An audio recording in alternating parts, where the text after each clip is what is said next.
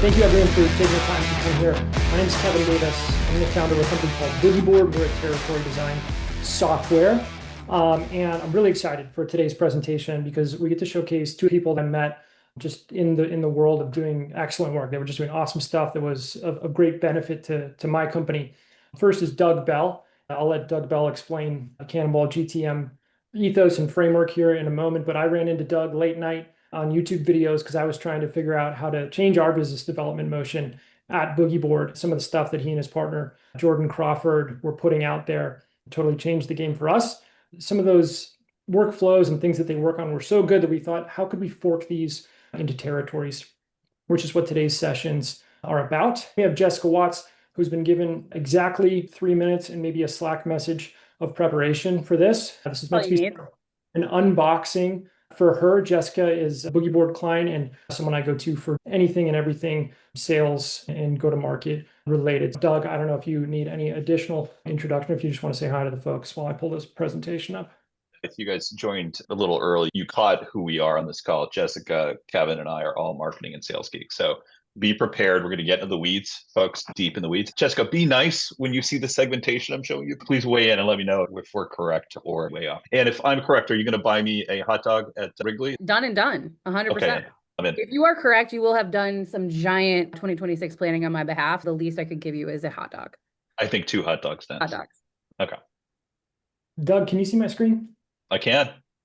All right, so today's about how to use AI to design pain-based sales territories for Fundraise Up. Fundraise Up is the company where Jessica is the vice president of sales. They sell technology to nonprofits, and we're going to use them as an example to demonstrate a workflow. Everything that you're going to see, we have as a resource that you can use as a takeaway from this.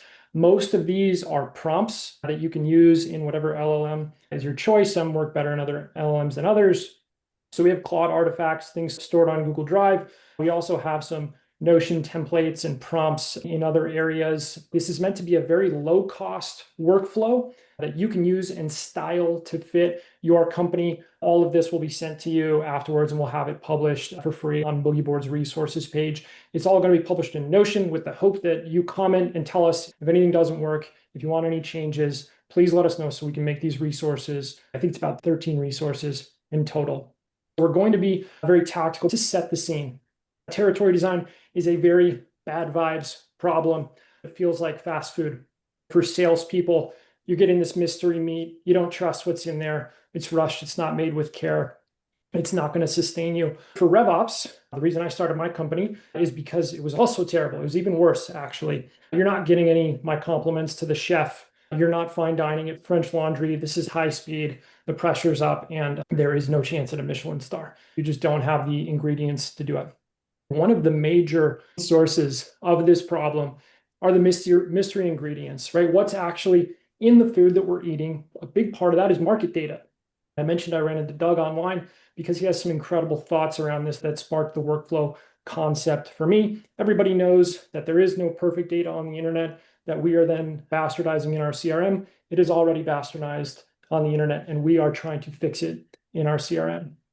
So today's workflow is going to be about 2 things: sourcing quality ingredients, so sourcing quality market data in a sustainable fashion using LLMs. That's going to be Doug at the farmer's market. He's a delight to bring to any farmer's market. I'm sure you can find him at the Bay Area with the lovely coffee in hand. And then you're going to learn pairing and preparation principles from me.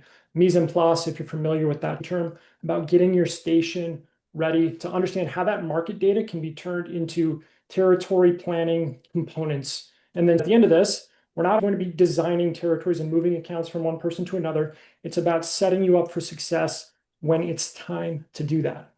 And with that, I will pass it to Doug to go through his ingredient sourcing. Okay, I love this metaphor, Kevin. I'm going to talk about the ingredients I'm going to gather up and how to get to it. I will do my very best to explain exactly the process behind it every time I hit something interesting. One thing I'm also going to say to everybody here is that there are 2 ways we could potentially use the ingredient. This is going to be feeding Kevin's model he's going to be talking about in terms of territory design. I'm also going to be talking about another meal we can create, understanding your market to the point that you understand the pain that your customers are experiencing so you can get the right message at the right time to them. The go-to-market methodology was started by my partner, Jordan Crawford, and I. I am a fractional CMO and partner with Chief Outfighters. I have a lot of SaaS clients, and to stay on top of my client work, I was adopting AI at a furious pace and doing a lot of work on exposing pain in the marketplace. Jordan is a growth hacker, and he is amazing at acquiring data and creating campaigns that deliver results. He originated this idea of a permissionless value prop, which I'm going to show you. That is the dish prepared by Cannonball at the end of the day. This methodology solves the twin problem that sales and marketing has been experiencing now for, I would say, a better part of 10 years. As I mentioned before, I'm trying not to be a scold because I've been a part of the problem, folks. And that problem is this. We have two distinct things that tend to blow up any sales and marketing activity: bad lists and bad messages. Bad lists are a product of the super industry that serves us. That super industry includes things like ideal customer profiles, Zoom info, and data that is convenient for a marketer, but not for identifying pain. We're going to talk about how to get there. The Cannonball go-to-market methodology has 4 components: focus, investigate, narrate, and deploy. Investigate is really about understanding your market and its larger context. That could include things like, how mature is the category? It could also include who's my competition. It can include what's happening out there in the larger market that's driving change. But most importantly, there are 2 things that come out of this. One is, what is the existential data point and the pain segments? I'm going to talk about what an existential data point is in a minute, and the pain segments that are driving buying behavior. And what are the data sources? We typically like to get to 3 to 5. We'll talk about data asymmetry to reach these people. And then finally, narrate and deploy. Narrate is about that message. It's called a permissionless value prop. It is a message so good that a prospect would pay to receive it. When I first heard that way of pitching PVPs, I was like, that's crazy. I'll show you. The final piece here is deploy. I have to say, I was pretty down on outbound not that long ago. AI and data acquisition has made outbound the star of the show, so to speak. So the thing we're typically deploying are outbound campaigns, and then we're using digital campaigns to wrap around and make those most effective. So again, let's keep moving. So Fundraise Up, love these folks, right? I love any organization that is pushing the edge of what's possible with marketing and sales tech. And these are one of those organizations. By the way, I don't know if that gets 3 hot dogs, but let me talk about what they do well.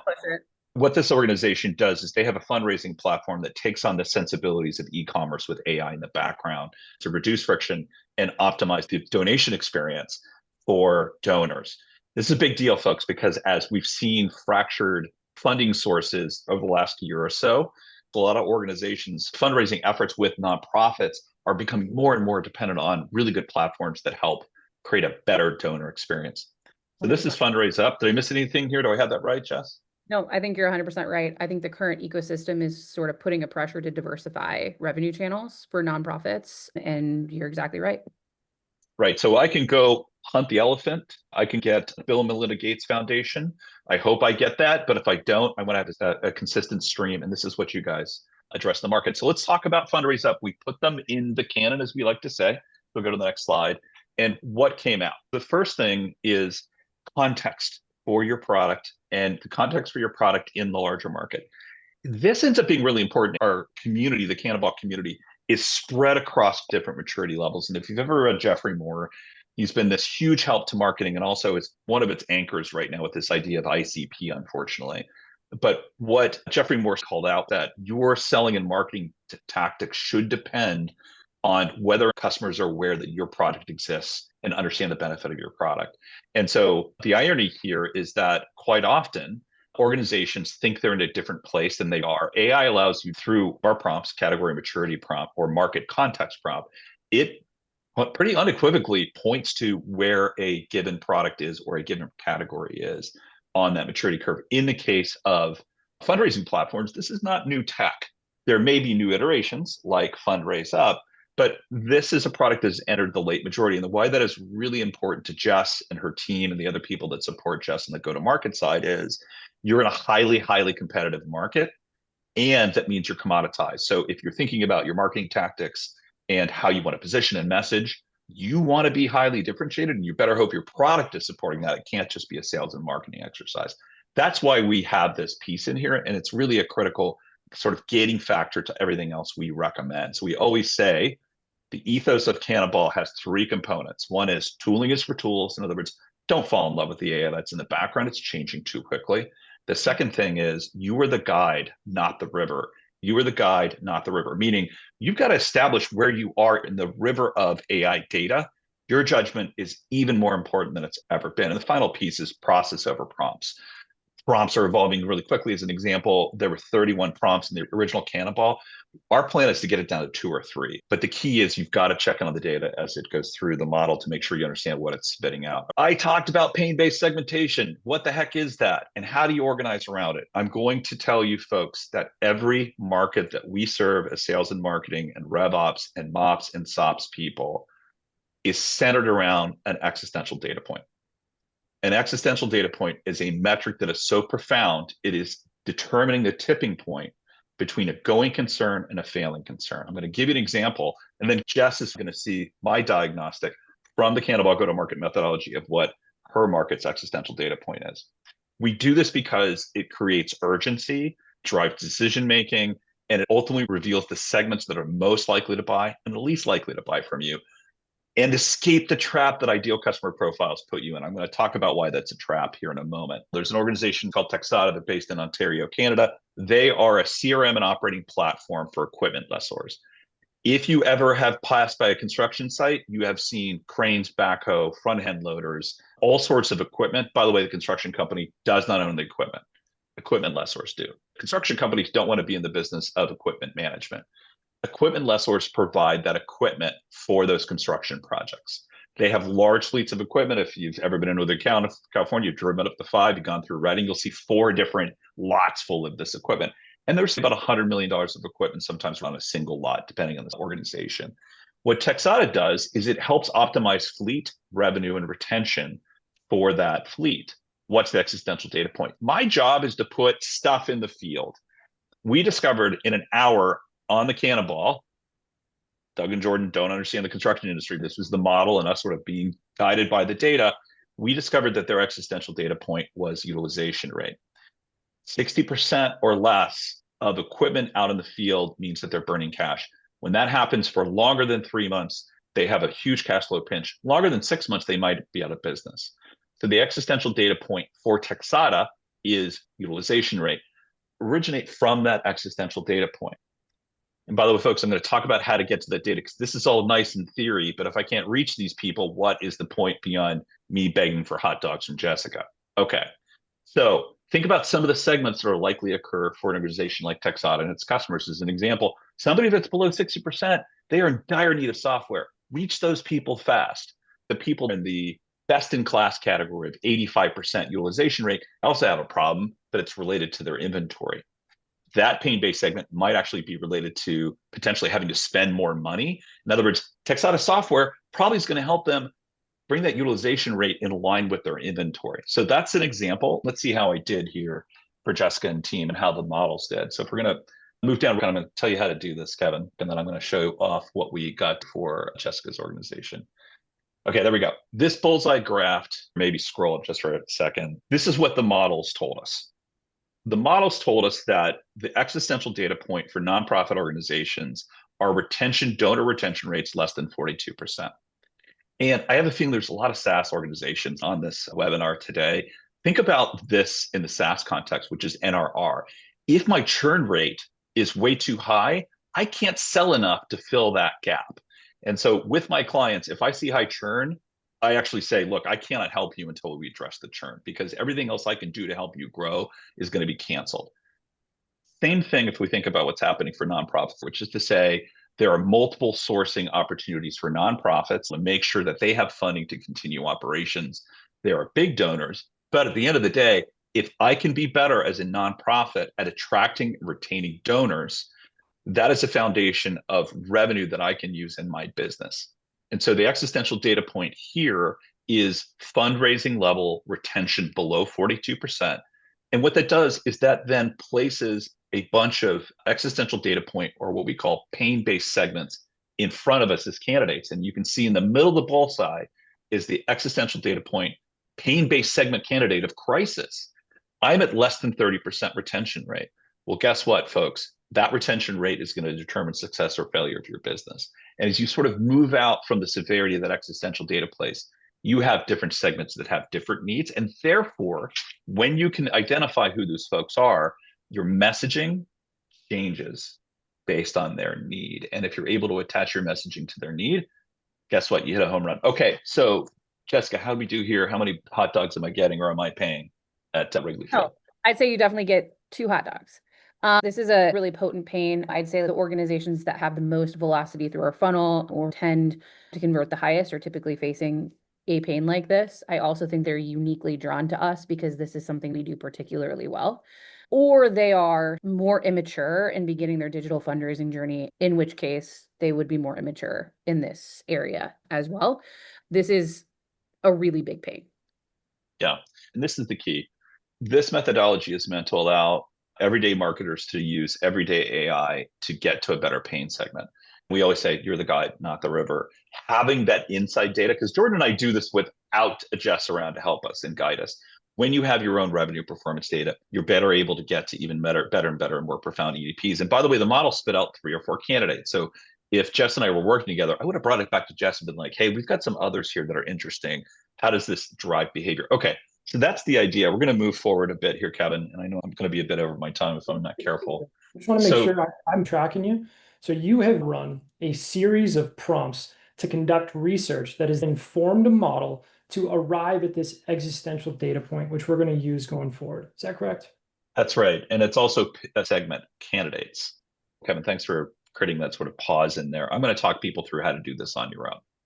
Okay, so this is the ta-da. Now I'm going to say, how do you create your own amazing meal? Kevin's got this in here as well. I'm just going to point to these 3 prompts. There's an existential data point deep research prompt, Gemini 2.5 advanced. Folks, it allows you to do free prompting up to a point, free deep research. I'm a huge fan of ChatGPT's deep research. I'm not a big fan of the engine overall, but its deep research is really good. I'd recommend starting there. What you're going to do is kick off this prompt, and it is going to produce, depending on the category you're looking at, a report that could be 30 pages long. It is important to review that data because the models will hallucinate. You've got to make sure you feel comfortable with that research. Then with your thought partner, I love to use Claude. I get the data into Claude and I go, Claude, here's the prompt I want you to use. What are you seeing before we start this process? What should I be paying attention to? Those thought partnership moments are always really important. You're going to feed that into the existential data point analysis framework. What that's going to do, it's going to produce the thing I just showed you. It's going to show you the existential data point and show you pain-based segments. What I would typically do at that point is score it, because what I just showed you is interesting, but has low utility until I'm able to work with somebody like Jess and go, Jess, this is how big I think this market is. This is how much pain I think they're experiencing. This is how fast I think your sales cycles are likely to go based on the pain. Okay, so that's how that works. Kevin just pumped out into one of the prompts. This is the pain-based segment evaluator prompt. You can see that it's here. I want to let you guys know that we've used something called Latitude. We use the engines to produce the prompts. Then we use Latitude to mass test these prompts. So these are not bulletproof, but we test them to reduce hallucination. You can use these from our Substack and feel fairly assured you're going to get good data. It will catch you by surprise if you're not really careful. Okay, so that's how to get there. What I want to do is to show you guys in the next slide what the meal is that we would prepare. So remember the Texada example? We talked about equipment lessors and they're less than 60% utilization rate. This is an email where we've sort of taken out some of the specificity to protect the people involved. This is an email developed for Texada. Here's the email. Your Liber LTM 1291 idle. By the way, do you notice this is not a marketing email? We write it at an 8th grade level. That's really important. Dug through some permits recently and I found your Liber doesn't seem to be currently in use. Maxwell Construction just filed a building permit to install some large wind turbines and they need your crane for 3 to 6 days. That's about a 45 to 180K rental. Want an intro? That's a permissionless value prop. Think about the equipment lessor who is at that 60% utilization rate. A brand shows up, doesn't ask for anything, and says, hey, I see that you've got equipment on the lot, and there's a job nearby where you can actually drive revenue. Here's the contact information for that person. That is a permissionless value prop. That is a message that somebody would pay to receive. And you're seeing the map here of things that it needs to have. Independently useful, data asymmetry, all that stuff. Okay, Kevin, let's go back up and see how we did for Jessica. So it's a little hard to read here, folks, but This is a really good example of you are the guide, not the river, and process over prompts, because this was the first message that the model spit out for Jessica.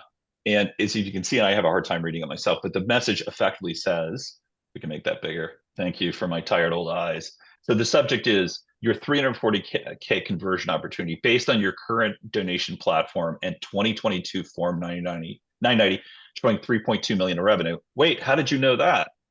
Our analysis suggests you are processing approximately 15,000 online donations attempts annually at roughly 19% conversion. By the way, the model spits out how to get the data. So this is real data applied to a real potential customer. Upgrading to AI optimized donation technology could potentially really increase blah, blah, blah. So this isn't a PVP. This is what we call a pain qualified segment message, meaning it is using data asymmetry and it's allowing you to show you understand their pain. Unfortunately, what the model did is it inserted the value prop of Jessica's organization into it, and you lose people the second you do that. So we would work on the permissionless value prop to get it in Texata shape, and that's probably about 20 minutes or 30 minutes. But this is an example of what the model will spit out for you on its own. Okay, Kevin, I've taken a little more time than I planned to. That is really sort of the idea here. If you want to scroll down one more. Folks, if you want to understand the methodology or anything you're seeing, we're on Substack. We're called Cannonball Go-to-Market. But I'm going to hand things back to Kevin because I think what I showed you was perhaps an appetizer. Kevin's going to show you the full meal because he is solving a big problem, which is how do you organize territories based on these pain-based segments so that sellers are more effective and are getting comp fairly? We do first have to ask how many hot dogs Doug's now getting after this message. Jessica. Yeah, this is good. We run a version of this that takes our reps far too much time to calculate.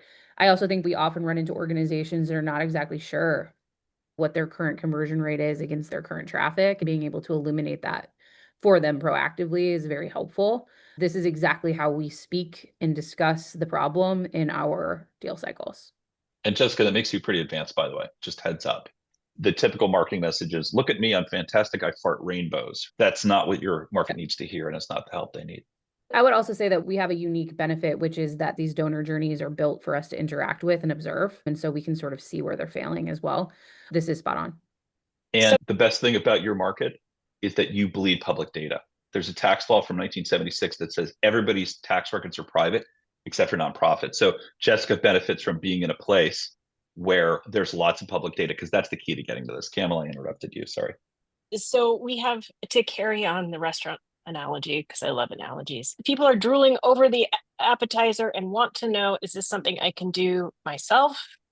Are these prompts something you're going to show us? Can we see it in real time? I would say for Kevin's got the most amazing stuff, and we're big mutual fans between BoogieBoard and Cannonball, if you couldn't tell. So I want to make sure we see what this can do because it's really fantastic. The answer is yes, it is designed for everyday users to do everyday AI. It takes some practice. You can find us on Cannonball, or you can hit me up on LinkedIn. Yeah, all of the links are right here, and you'll be able to use them in whatever LLM you want to. I saw that question in the chat. I can show you some of our results here in a second. Just to get back to that metaphor, we now have some amazing ingredients. Doug gave us data sources. He mentioned the publicly available data sources that we can use to craft such a message, how we could structure that data and think about that data to bring it into campaigns and messaging. And now it's time to pass the torch and take these ingredients into territory planning. There's always a difference between a marketing campaign and a territory, even though both are list of accounts, right? A territory tends to be more stateful, a bit more diversified, where a marketing campaign is a little more in the moment, a little more precise. But the first territory component that we want to show you is something called balance goals. And if you take nothing away from today regarding your territory design process, I would encourage you to use balance goals. We consider them the North Star of your territory design process. Like a really simple example would be for my mid-market team, I use account size bands based on my departmental employee base. We always recommend using bands instead of sums because you can be much more precise. Then you'd filter that for rep seniority. So they have the same amount of small, medium, and large size accounts, unless of course they're more senior or they have some sort of focus lens that you would put on things. Why are balance goals great? They create measurable equity. No longer is fairness this abstract thing. You can turn it into math, not opinion. And it forces real trade-offs. If you have guiding principles, you can understand which account should go where in a situation where there's some horse trading. It also creates immense clarity. Now everyone knows what we're doing and why. Territories are a hypothesis about that market. Now everyone can rally around that hypothesis. It cuts through some of the BS. Lastly, it creates operational leverage. You need structures to go forward. You can't spend your time administering and designing every type of model. If you can quantify the health of a territory, it makes quota planning and capacity planning much easier. We took Doug's market research and put it into a balance goal generator, which is a simple custom GPT that we have. And so here's Doug's market research here, and then our results of the balance goals. I think people are wanting to see this more in real time. These are the balance goals that this custom GPT is now going to spit out and say, hey, you could design territories using this. I'm going to throw it in here because it seems like we want to see something live. This is what it would do. It's going to say, thank you for sending the full report from Cannonball GTM. Here's 30 balance goals that you could use. And so it's going to recommend the category of the balance goal, what the balance goal name, why you should apply it, and then give you a data source. And that's because Doug in Jordan's market research gave us a bunch of data sources that we can use, which are generally publicly available data sources for Fundraise Up. And so if we look at some of the results of those balance goals, you can see them streaming out here. Let's just look at the live one. Jessica, this would be good to get your feedback on some of these. Let's look at technology and integration. This is always really interesting. Technology transition indicators. This would be scraping job boards at nonprofits to show signs of digital readiness. Hey, we're hiring for someone with a job description that indicates a technology that we integrate with. I'm sure you have thought about integrations and tech scoring and your use of technographics. Does this sound relevant for you in terms of how you would actually think about designing your territories? Yeah, so there would definitely be preferential CRMs, there'd be preferential tech stacks that we sit adjacent to or we support, partnerships that we would want to pull forward or score more highly if they were there. These are things that we think about, although I think we do think about them more in terms of, we probably don't think about them in terms of territory enough. I think that we probably think about them as territory attributes. And I think that is something that probably we could blend better. Absolutely. So we would expect you to use a number of balance goals. There's some standard territory structure balance goals that you're going to apply across the board. Accounts per territory, geographical proximity. The model is going to take into account what is the stage of fundraising. Should they be going all in on geo? Probably not. Still a new startup. They're not going to want to overstructure that way. So it's going to recommend limit the number of time zones that a rep has to manage. All of a sudden, I've got all these balance goals working together. I've limited time zones. I've focused them based on their technical integrations. I can start developing focuses for my sellers. I'm also going to use this pain-based segment as a balance goal, right? I should give a balanced number of leaders, high performers, strugglers, crisis, and maintainers to my reps. They're more senior. I could give them more of something or less of something. That makes a lot of sense in terms of how to apply that. I think it's interesting because we did this exercise together last year, Kevin. I'm thinking through what were the balance goals we created together in 2025. And I think that there was like proxies to how we backed into this, right? We see different trends based on different sub verticals within the nonprofit sector and their digital readiness. But I'm wondering if that was the right balance goal versus something like pain-based segmentation, which speaks to the need more than the vertical trends. Yeah, the good thing is they're not mutually exclusive, right? You're using these territories to tell your reps how you want them to behave. If I tell my sellers, your territory is Arkansas, between this level of revenue and that level of revenue, and that's my one balance goal, then their job is to go find accounts, right? That's how I'm telling them to behave. If I'm giving you these pain-based segments and also a certain amount of sub or micro industries, I'm allowing you to develop a focus as a sales rep. Some companies might not be as relevant, but it might allow me to mirror what my product org is doing. Cool. I'm going to go a little bit faster. So then component 2 is reporting. Now I've got my balance goals. How should I use them in my actual design? We built some really simple Google Sheet reports that you can use after this, and we're going to continue to update these. The goal is to give you the best free tools that you could use for your territory planning. And so there's 3 views that we recommend every company use for territory planning to anchor the process. Everyone's using the same measurements, so everyone's on the same page. The concept is to anchor your reports with these balance goals so that everyone knows what a good territory is. And so I can see We call this the summary view generally when we're talking to clients, but you want to be able to show your current state versus your future state. So what is my actual design that I'm offering to people where I need feedback? And it's based on my balance goals, right? And so we work with companies that might have 40, 50 balance goals that they're using to say, this is what I think a territory should be that I can now measure going forward. It's pretty simple, right? This is a pivot table. You can hook it up pretty well. And then the goal in this example is to have everything be equal. All these reps are on the same page. A much more common conversation is to make things equitable. Just being able to quantify why someone has more of something so that you can use that in quota planning, performance management, and things of that nature. The view that's feeding that is your all accounts view. Everyone has done a giant CRM report. You need to hook it up so that you can say who was the previous owner, who's the new owner. This might be a territory label if you're using that. Some companies do, some companies don't. You want to lock some accounts in place while you're doing your design to tell the rest of your company which accounts cannot move. That's a great way of giving sales leaders and sales reps agency in the process. And then again, you've got all of your balance goals available for folks to see. Next one's going to be your territory view. When I deliver my territories to sellers, I also want to anchor it in these balance goals. This isn't an AI prompt. This is really simple Google Sheets stuff. So I can have my AE here, and then I can see what is Lisa Leslie's balance of her territory. So I can deliver this to her in a thoughtful way. Here are the accounts that we added. Here are the accounts you lost. Here's why. And then here they all are. Go after them. So that's just kind of like a pretty simple way to build these balance goals into real life. And the next concept that we want to introduce that we can bring our research into is micro industries. I think everyone knows why traditional industry segmentation is tough to use. Jessica kind of just mentioned it. It's too broad. It doesn't really hit customers in the way that they might think about themselves, right? We are on a technology-focused RevOps community right now. Your customers have similar communities. If someone sends you a message and they say, yeah, I saw you were in a revenue org, it just doesn't hit, right? So you need to organize in the same way your customers do. We've given you a prompt that will take the market research that Cannonball is giving.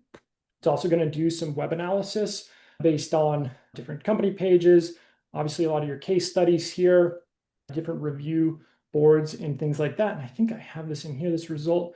Yes. And so it's going to give you industries, sub-industries, and micro industries. And so for Fundraise Up, it's saying, hey, if we want to bucket this into 6 or 7 big picture industries, we've got social services and welfare, and then micro verticals that we think you could use to kind of group some of this data together. Jessica, I'm not sure if one of these seems more relevant than others. If I just kind of pick one and we dive into all of these are relevant. One that we do really well with is disaster and humanitarian aid. International relief is how we sort of categorize it internally. And how do you think about dealing with industry taxonomy and grouping those things today and getting really narrow versus also being able to organize the data as a business? It's actually quite hard. It's hard because the way that they do that versus the way that the government does that through NTEE codes, for instance, versus the way that they organize their own like messaging and campaign strategies, it tends to differ. And so there's like ways that we have to think about organization that is more complex than just the vertical itself. I think we were kind of talking about this beforehand, but like international relief, they really like Fundraise Up because we can help them respond to macroeconomic events very quickly. So to be the first hurricane relief form that a potential donor sees that gets their money over the one that they're going to see 15 minutes later. In order for us to work with them, we have to be equally, if not more so, agile to get to them to help them optimize that more quickly. The different ways in which they do that, or the different ways in which we would pull a quick report on international relief organizations based on our tagging and our system, can be tricky. Yeah, that makes sense. And so you'd have a recursive way to run this research, build it into your data structures, and then figure out how it fits for your sales reps, right? If we are using it as a balance goal, it might be a way for me to give my sellers a focus based on micro industry. I assume if sales folks are going to work for a company that sells to nonprofits, nonprofits are really different. You're probably going to have a different level of care if it's for a cause that you're interested in. That's a really big one. We see there's nonprofits for everything, right? Nonprofits for both sides of the aisle politically, for every single sort of religion that exists. Your willingness to advocate for that mission as a seller is important too. It's something we have to take into consideration when we build our books, which is maybe unique to us. I think, Kevin, this was one of our balance goals. We see international relief with a win rate that is X% higher than, let's say, museums or orchestras. We need to balance that out. Otherwise, we're going to have a disadvantaged territory for an AE. Absolutely. So now I've got industry taxonomy. This would be iterative. I've got sub-industry taxonomy. I've got micro verticals that I can experiment with, and then I can filter those as ways to give them into seller books. I can diversify if we don't have a high enough win rate yet, but we want to experiment, and then we can measure the extent to which that works going forward. And the last component of territory planning that we'll talk about here is account hierarchy strategy. This is the souffle, because it's the delicate little angel that seems to actually be more of a devil. Everybody who doesn't work in the world of go-to-market probably would not understand what it is about these parent-child relationships that make us all want to pull our hair out. The fact is that the structured data does not exist in the real world. Very difficult to bring it into CRM. I won't belabor why it's hard. But if you don't tackle it, if you choose to just say c'est la vie, you may be missing some opportunity to coordinate with how your customers work. BoogieBoard, for example, we want to sell into private equity firms that can then distribute our product across their customers. If I had multiple people doing that for the same private equity firm, that would be a really big missed opportunity. But I also have to factor in the concept we're a really small company. We don't have all these sales reps that I can just say, okay, this is my German rep that can handle our German accounts. So it's a delicate balance. And so what this custom GPT is trained on is the 6 main corporate structures that exist in the world. It's going to look at all of your customers. Oh yeah, right here. Complex account hierarchy sales strategy. So I'm putting all of my market research in here, and it is recommending a level of coordination based on my company maturity and the structure types that it's identifying for how we could approach account hierarchies. It says the main structure that it's finding is an integrated corporate structure, kind of a standard parent-child model that's larger nonprofits with federated models. Talks a little bit about how they buy. We deal with that every day. In what context is it? I don't know a ton about the hierarchical structure beyond these results of how nonprofits operate. Are you seeing these 3 distinct things where I have an integrated corporate structure where they buy one way, an analogous situation to a holding company, kind of like the private equity thing that I said, but it's like for an umbrella NGO, and then this co-op, which is totally different. Do those really exist in this way? They do. The holding company is just sort of like we are talking about variations to federated models, but yes, they exist. Effectively, you have entities where each unique chapter has the ability to make purchase decisions for themselves, or regional chapters that make purchase decisions together as group buying, or you have a parent account who makes group purchase decisions on behalf of all the children. It's different all of the time and often changing. Organizations will determine mid-year that they're going to go into a more, parent-led purchasing model, which is really great opportunity for us, right? Because they're probably going through a huge tech consolidation, but that is ever changing. And one of the things it was mentioning to me was that the IT buying behavior that we may see in the for-profit world is starting to creep more into the nonprofit world. Like it's probably a couple of years behind. These IT orgs are starting to move the companies into more of a coordinated structure so that they can have control on these things. You're noticing that as well?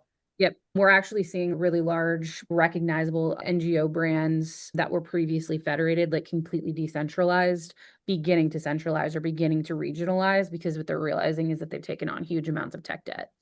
So the thought is you can find the right balance by working with the models, by working with the data to arrive at the account hierarchy strategy that works for you. You can iterate with the models and the resources we've given. We've put together a project hub template. So this is just a standard project management template, but it's beautiful. My co-founder put a whole bunch of BoogieBoard logos in there. It's got spots for your balance goals, spots for all the strategies that we mentioned today, all these different components. When you're drafting your rules of engagement, you can load them into these prompts and it will spit out rules of engagement for you. That relies on a pretty simple Google Doc example because you're going to have to input that first party data anyway. So we also give you a Google Doc template if you want to keep things simple. Same thing with SKO. You're delivering these territories. Tell the world about your balance goals. Tell the world about how much work you did to provide this excellent data to your sellers. There's a presentation template you can use to do that. Here's a way you can clarify to your group via an internal website posting. Here's what our account data strategy is. Here's how we source ingredients. Here's why we hang out with Doug at the farmer's market. And then, of course, Bobby is there for all your late night territory guru needs. She's very supportive. She's very kind. And most importantly, she's always calm. And then I just put a slide in about this mise en place concept because Anthony Bourdain is the man. And he says it's the religion of all good line cooks. The point is that preparation can really make this not a bad vibes process and into an excellent process. So thanks so much, everyone, for joining. I think we can open it for questions, Kim. Sweet. Feel free to drop your questions in the chat, Q&A. I'll be looking at both of them. Jessica, I'm going to put you on the spot. Do you have any questions about anything you've seen and want to dig into a little bit more? I would be really interested, especially Doug, given that you are a self-proclaimed marketing guru. Geek. How are you seeing these attributes get carried over into marketing strategy where we're actually developing message bases for these unique territory bases or these balance goals? How are you seeing cross-functional coordination happen across designs like this? Because that has been a challenge for us personally. Such a great question. It's creating a waterfall effect. And this is part of the reason that I'm so enamored with what BoogieBoard is doing, because when Kevin walks through these micro segments or micro cohorts, that's where I see the two methodologies beginning to come together, this idea. And by the way, I know sellers would not love this, but to the degree, as you pointed out, temporal events show up, unfortunately, flooding in Texas, fires in California, as those things happen, the market surges in different directions, right? So can your sales territory and comp models flex with those micro territories? So I love that idea. What we're seeing happen is this: the content strategy shifts and changes quite a bit, because as you're delivering this into these pain-based segments, that message is really good that we developed for Texada, but then there's a playbook that has to follow that with the sellers and the SDRs, right? So it's, how do I deal with addressing the fact that it was sort of creepy that I know that crane was on your lot, right? And that I know actually where to put that job. So that's the first thing we start seeing, is that we're starting to see those playbooks develop behind it pretty quickly. I now have built that into my implementations, by the way, is developing those playbooks, Q&As, and kill sheets, because guess what? You start seeing different competitions quite often. That's one. And the other thing is that you start refactoring your digital marketing. So your digital marketing is still happening, sort of top of funnel awareness, but you're starting to bend it to those pain-based segments. That's how we see it cascading through. And then we're excited for it to show up in those territory designs. I do think that your market is a lot less stable. Jess, as you know, most markets are more stable. Change occurs over, say, 18-month cycles. So in your case, it's like the Olympics of territory design. For most SaaS organizations, change isn't that rapid. So I think that you can sort of make those associations and feel like they can be stable. Yeah, I think one of the things we end up talking about post-territory design is how to cohort message against different scoring mechanics. And I feel like that often becomes bifurcated between the way that sales sees that should be done and the way that marketing sees that should be done. Or marketing's like, I want to send a message to the top 10 most valuable by ARR. And it's like, well, the top 10 most valuable by ARR may all have very different problem sets, right? And so like what I think this stitches together well is a different way of looking at value in a territory base. You got it. Is customer centric in nature. They don't care that we're sending them a message because they are the highest value customer in our territory base. They are interested in if we can solve their problem. And I think that the way that ICPs are typically created doesn't take that into account much at all. Yeah, when people started adopting ICPs, it was a revolution and it did really help marketing do better. But guess what? Everybody adopted it, and it's about the brand, to your point, Jessica. It's about the brand. It's about what's best for you. We can get the data now. This is what AI has done for us. This is what it's done for Kevin. This is what it's done for the market. There's a data map that gets spit out from those prompts. Same thing for Kevin, right? It'll come back and go, here's where to get that data. And that's the delta. We can go from saying that ICP is bad, platitude, to saying that pain-based segment is good. We have the data and AI can get us there. Well, and to Mitch's comment, being skeptical of a silver bullet, I wouldn't position this as a silver bullet. I would position it as an evolution and iteration. I would even position it as a iteration of ICP. It's like the next step, you're actually getting to what we couldn't get to before. So Mitch's question at the core of that is, what are the pitfalls and risks of putting something like this in place and how to address them? Data quality, I would see it as your team not understanding your market's pains potentially, but expand on that a bit if you could. I think it's a question for both Kevin and I. Go ahead, Jess. Well, I'd also say we had a conversation with your team just a couple of days ago as Fundraise Up. And I think where we were getting stuck is we couldn't pull those things apart very easily. RevOps was really entrenched in thinking about it one way. Sales was really entrenched in thinking about it as like, no, we've really got to mature our message.